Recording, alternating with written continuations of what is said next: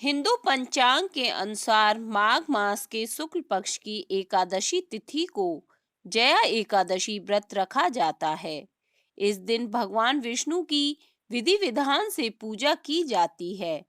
इस साल जया एकादशी 23 फरवरी यानी कि मंगलवार को है। इस दिन जया एकादशी रवि योग और त्रिपुष्कर योग भी बन रहा है। जया एकादशी व्रत शुभ मुहूर्त।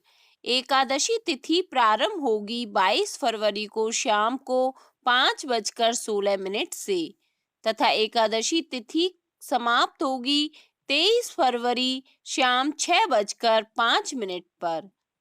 जया एकादशी पारण समय होगा 24 फरवरी प्रातः 6:51 से लेकर सुबह 9:09 तक।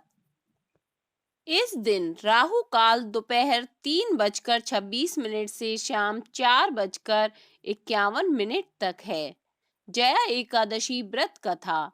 एक बार अर्जुन ने भगवान श्री कृष्ण से प्रश्न करते हैं, हे भगवान, आप कृपया कर मुझे यह बताएं कि माघ माह के शुक्ल पक्ष की एकादशी का क्या महत्व है। विस्तार पूर्वक बताइए। माघ शुक्ल पक्ष की एकादशी में किस देवता की पूजा करनी चाहिए तथा इस एकादशी व्रत की कथा क्या है, उसके करने से किस फल की प्राप्ति होती है, शीघ्र ही बताएं।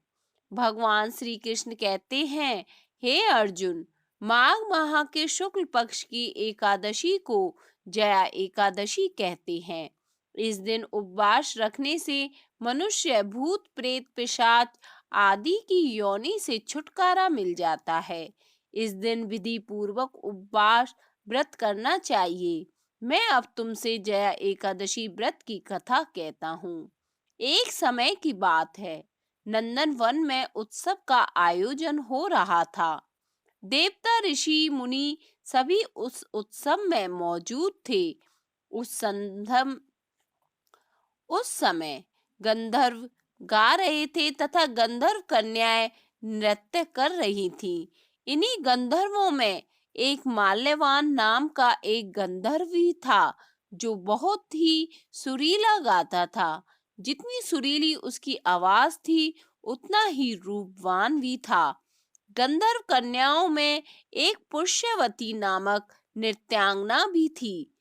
पुष्पवती नामक गंधर्व कन्या ने माल्यवान नामक गंधर्व को देखते ही उस पर आसक्त हो गई तथा अपने हाव भाव से उसे रिझाने का प्रयास करने लगी।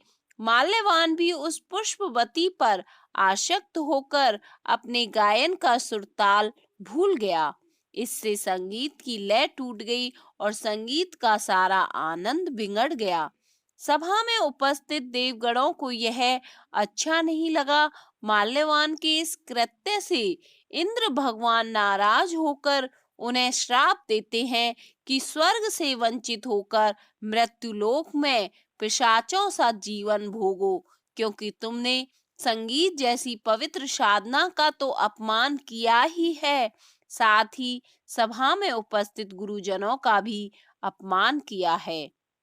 इंद्र भगवान के शाप से प्रभाव से दोनों पृथ्वी पर हिमालय पर्वत के जंगल में पिशाची जीवन व्यतीत करने लगे। पिशाची जीवन बहुत ही कष्टदायक था। दोनों बहुत दुखी थे।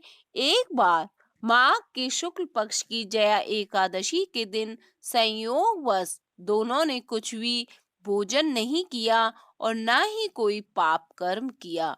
उस दिन मात्र फल फूल खाकर ही पूरा दिन व्यतीत किया।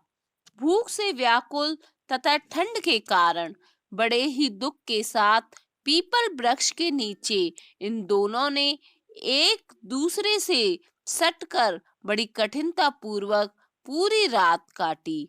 पूरी रात अपने द्वारा किए गए कृत्य पर पश्चाताप भी करते रहे और भविष्य में इस प्रकार के भूल ना करने का भी ठान लिया।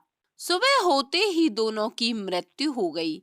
अनजाने में ही सही उन्होंने एकादशी का उपवास किया था, भगवान के नाम का जागरण भी हो चुका था।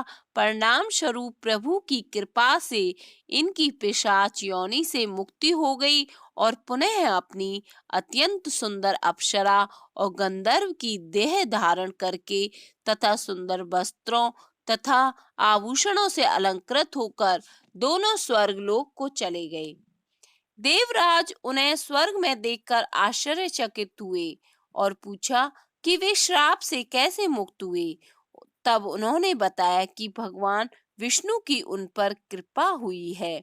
हमसे अनजाने में माघ शुक्ल एकादशी यानी जया एकादशी का उपवास हो गया, जिसके प्रताप से भगवान विष्णु ने हमें पिशाची जीवन से मुक्त किया। कुछ इस तरह से जया एकादशी का व्रत करने से भक्त को पूर्व में किए गए पाप कर्मों से मुक्ति मिलती है। शास्त्रों में यह एकादशी बड़ी ही फलदायी बताई गई है। इस एकादशी में भगवान विष्णु के निमित्त व्रत करने और उनकी पूजा करने का विधान है। साथ ही इस दिन श्री लक्ष्मी की पूजा करने से घर की धन संपदा में वृद्धि होती है। शुक्ल पक्ष की एकादशी होने के कारण इस एकादशी का व्रत गृहस्थ और जो गृहस्थ नहीं है दोनों कर सकते हैं। दरअसल गृहस्थ को केवल शुक्ल पक्ष की एकादशी में व्रत करना चाहिए, जबकि जो गृहस्थ नहीं है उनके लिए कृष्ण और शुक्ल दोनों पक्षों की एकादशी नित्य है।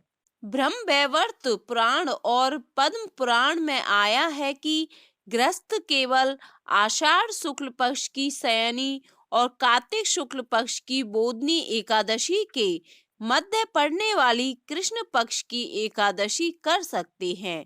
बाकी केवल शुक्ल पक्ष की एकादशी ही कृत्य है। लिहाजा आज जो गृहस्थ हैं और जो गृहस्थ नहीं हैं दोनों को यह व्रत करना चाहिए। एकादशी को पूरा दिन पार कर सुबह 4:34 तक आयुष्मान योग रहेगा। आयुष्मान योग के दौरान किए गए कार्य लंबे समय तक शुभ फल देते हैं।